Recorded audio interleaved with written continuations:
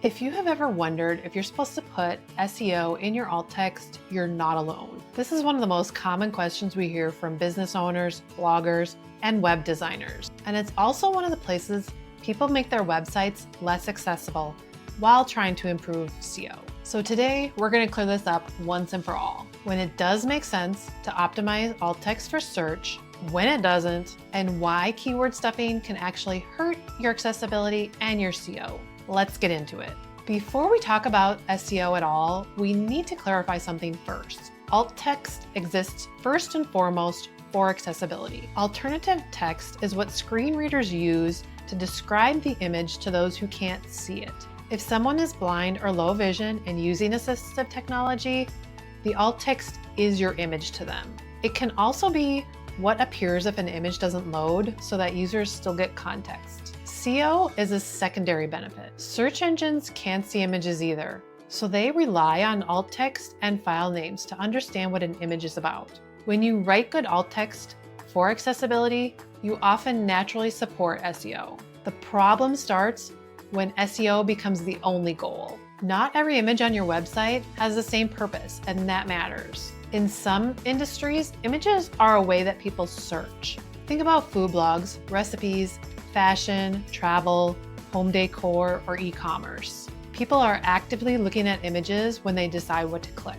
For example, a food blogger sharing a chocolate chip cookie recipe absolutely benefits from search. For instance, the alt text might sound like freshly baked chocolate chip cookies on a plate with a glass of milk. That's descriptive, helpful for screen readers, and it naturally includes keywords someone might be searching for.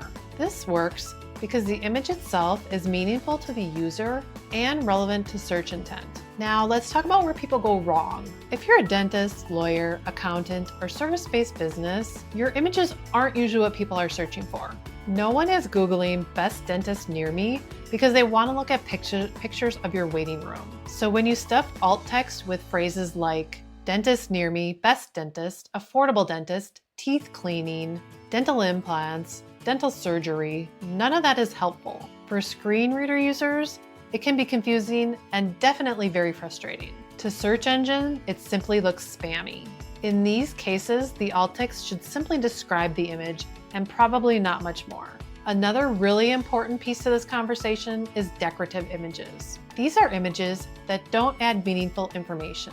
These can be decorative stock photos, backgrounds, or decorative dividers. For some of these images, like a background, they are technically supposed to be added through CSS, so they are completely skipped by screen readers. But if it's not added that way, or if you're using stock images, for instance, those should be set up as decorative images, meaning the alt text should be left empty. Now, based on what platform you're using, this might slightly differ.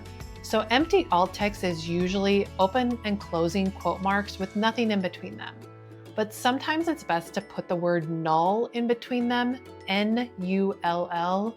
That can also flag to screen readers to skip it. This area of decorative images is another place that we see people often stuffing keywords. That hurts accessibility and provides zero SEO benefits. Here's an easy way to think about alt text for every image on your site.